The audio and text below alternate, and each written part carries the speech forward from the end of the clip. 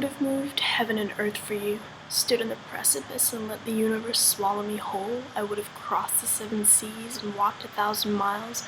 I would have fallen to my knees if I thought that it would keep you from leaving my side.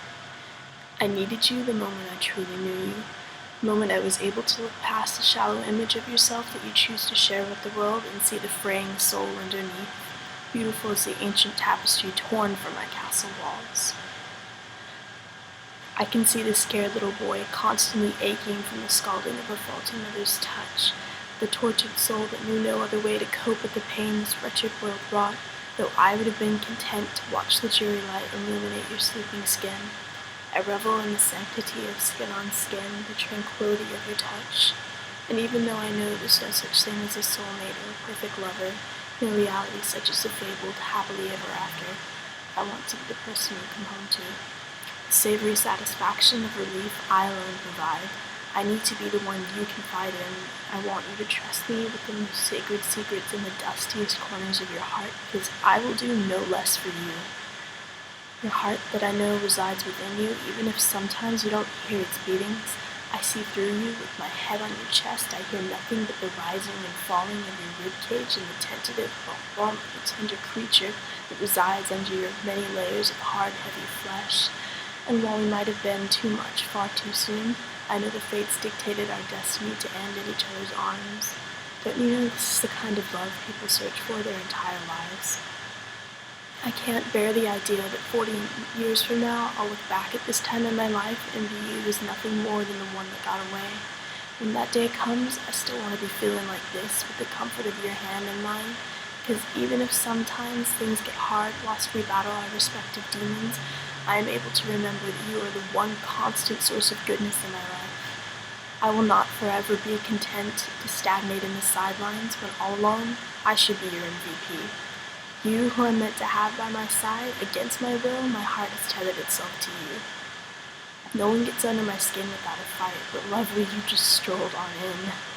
I lie by your side, ignoring your constant sighs, trials and tribulations. You never offer any congratulations. But I have been there since the day you needed me. Who else would be? I took your hand and held you close, nursed you out of all your infernal funks, even if it meant I was constantly morose. My devotion to you was on par with the holiest monks. But I am in love with an ice-cold man, and his marble skin burns holes straight through my lips. I learned to forgive him the scars left carved in my flesh, the raw new way my heart has it beating, and the stabbing thoughts left squirming in my mind like restless eels.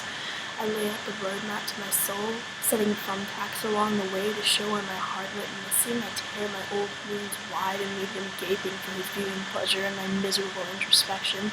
But being equals is just a wish unfulfilled, so I'm left sitting here on my proverbial knees, swallowing hard and thinking, let me get what I want, please.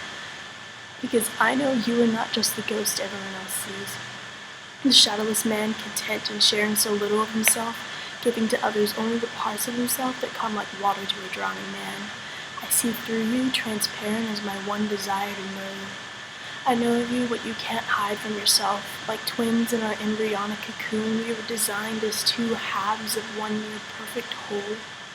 You started the avalanche my life's become, and no one's ever made me so fucking crazy. But baby, you've got me wrapped around you like cling wrap, and I'm feeling like a fly trapped in molasses. Your smoldering touch offers no release. I want it to be the pleasant buzz in your mind after a long night filled by coffee and the taste of my nicotine-stained lips.